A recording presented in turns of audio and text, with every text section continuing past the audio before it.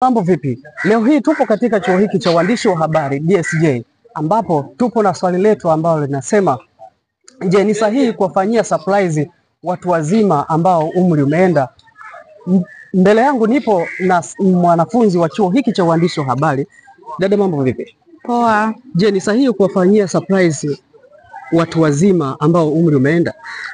Kwa upande wangu unaweza kusema inategemea, kwa sababu huwezi kusema kwa sababu ni mtu mzima siwezi kumfanyia surprise. Hapana.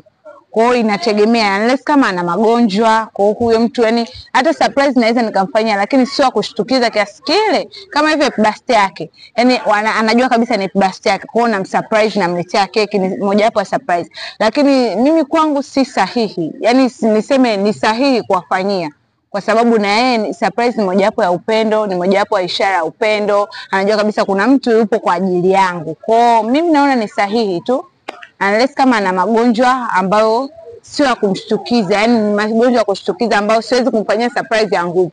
Kwa hiyo nitapunguza na ile surprise ya kumsurprise.